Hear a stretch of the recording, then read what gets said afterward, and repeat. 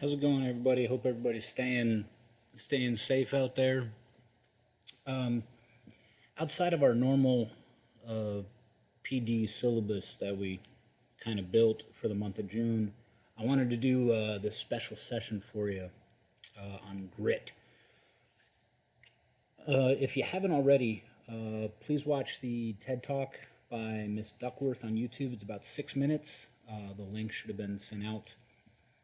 Miss Duckworth describes grit as the power of passion and perseverance.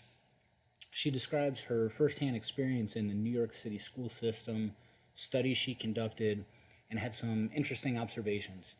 The bottom line of her work is that in challenging settings, the most successful are those with grit. Not social intelligence, IQ, looks, home situation, but grit.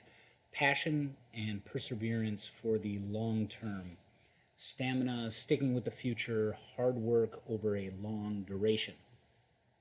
Her video is a bit of a teaser since she admits that we don't know much about developing grit or how to keep people motivated for the long run. We know it's not entirely talent based, and talent can even be inversely related to success in some cases. One suggestion she has is in the concept of growth mindset developed at Stanford, stating that the ability to learn is not fixed and can change with effort. More on developing grit in a minute. So why should we care? Why are we talking about this? Grit has been shown to be a determiner of success, and we're all striving for something. In our professional lives, we seek greater levels of excellence, and in our personal lives, whether it be athletic, scholastic, recreational, culinary, whatever it is, we want to be better. If grit is a key component to success in general, we should know a little bit about it and maybe how to get some. So, Forbes published an article that outlined 5 characteristics of grit. So, that's one way we can attack this. Attributes that underpin the concept. They are: number 1, courage, managing fear of failure. When we fear making mistakes, it can paralyze us. As learners, we need to understand that experience, mistakes, are the only way we truly learn. As teachers, we need to foster an environment that welcomes errors as learning experiences so long as growth follows. 2, conscientiousness, achievement versus dependability. This is the difference between showing up for practice every day versus showing up for the game. You can hit the books and train all you like, but you have to be willing to go for the gold and perform when it counts. Not being satisfied with just theory, you need to yearn for practical application and demonstration of your skills. Next, long-term goals and endurance, follow through. Achievement being the result of talent and effort being comprised of intensity, direction, and duration. You've likely heard that it takes 10,000 hours to master a task. Your heart and willpower needs to be behind your craft or you will falter. You cannot simply focus on the end game, though. That's how you get burned out and jaded. The officers know about destination fallacy, which I'm not going to cover here. What I'm getting at is that in order to endure long term, you need to enjoy what you're doing. Or else the whole profession, going to work, it just becomes intolerable. Fourth, resilience, optimism, confidence, and creativity. This bolsters your ability to overcome obstacles. Anything worth doing, especially over long periods of time, will be met with failures, roadblocks, missteps. The components of resilience are what can get you through and ensure the labor does not drain you. And lastly, excellence versus perfection.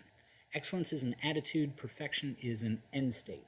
Someone I know once said that perfection is the enemy of good enough. By that he meant that you can stress and flail and work yourself to death to try to reach perfection, but the standards we seek to achieve are that of excellence. This is why it's so important to set clear goals and standards so we don't chase the specter of the unattainable. So how do we build grit? Well, you can exercise the 5 attributes we just described. For this slide, I'm going to tweak terms for you. We're going to talk about components of a synonymous concept, self-efficacy. This is the belief, your belief, that you have what it takes to get the job done. This concept goes hand in hand with goal setting and expectation management. Studies show that people with strong self-efficacy increase their intensity and persistence in the face of adversity, grit, and perform 28% better than those without it. Dr. Alan Filipowicz, a professor of psychology and leadership at Cornell, described 3 ways to promote self-efficacy. Number 1, performance of similar tasks. This includes role-playing exercises and skills training. It relates to the building block approach we use in training. It's critical to linking success to effort. Thinking of establishing baselines, learning how to land, the components of a system, the considerations for standard types of cargo. Once mastered, or at least proficient, it becomes so much easier to learn how to do engine out or partial flap landings, systems with similar components like pumps, check valves, etc., or non-standard types of cargo. It establishes a point of reference, allows you to apply experience, and also builds confidence because you've already achieved proficiency in one area, and this one is just slightly different. Number 2, watch similar others, also known as vicarious learning. This is why peer study and grouping is critical in development. I've seen this many times in pilot training where a class is collectively a little pensive before their first check ride, but after the first student makes it, the class gains confidence. They see their peers achieve and they say, well, if so-and-so can do it, so can I. Another great example of this is Roger Bannister. Prior to his breaking of the 4-minute mile, it was thought to be impossible. Shortly after he set the record, many more would do so in fairly quick succession.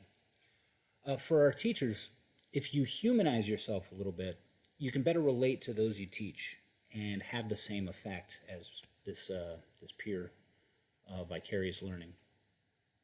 We all do well to realize that we started from the bottom and can achieve great things. Lastly, persuasion from a credible source. This concept goes directly to teachers or anyone in a position of authority. If you can foster in them an unshakable belief that you truly believe in their potential and future success, it will further boost the trust and confidence we've been working towards. So there's 3 simple points to see a 28% gain in performance. Too easy. I wanted to touch quickly on expectancy effects as well, also known as the Pygmalion, Rosenthal, or Gollum effect, loosely tied to what we call the halo or horns. These are a phenomenon where higher expectations lead to an increase in performance and low expectations lead to a decrease in performance. Both are a form of self-fulfilling prophecy, and there are empirical studies that demonstrate that teachers' expectancies affect students' academic progress. Of note is that teachers who get to know their students dramatically reduce this effect. S.W. Rodenbosch in the Journal of Education Psychology presented some ways we can reduce this effect. So building good rapport and taking an empathetic approach to each other, in the Double Deuce we want to foster that culture of growth, and that means we have to be okay with mistakes so long as learning takes place, and ensure we do not typecast or pigeonhole people or predetermine the outcome, even if experience may tell us otherwise. As I've said before, we're all constantly evolving and changing, and we need to get to know our people, all being members of the Double Deuce family, and give them a chance, practically, mentally, socially, to overcome failures or obstacles. Second, realize that everyone has potential, but you cannot measure future performance. Performance, to be assessed, must be observed.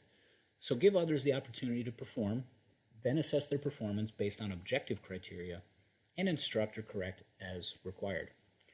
Lastly, belief in high potential can increase performance and keep people in a thriving versus surviving mindset. This idea echoes what we've already discussed about grit and self-efficacy. In conclusion, so why drop this PD? Because none of us are static. Even our most seasoned evaluators are striving for something in their lives. I've tried to reduce the use of the term student and instructor from this presentation because these are not only schoolhouse concepts. They apply to supervisor, subordinate relationships, even peer-to-peer and friend-to-friend. It's about people and setting the optimal conditions to guarantee the Double Deuce continues to be a high-performing team, excelling further in being a team of teams. I hope you enjoyed, and we'll see you around.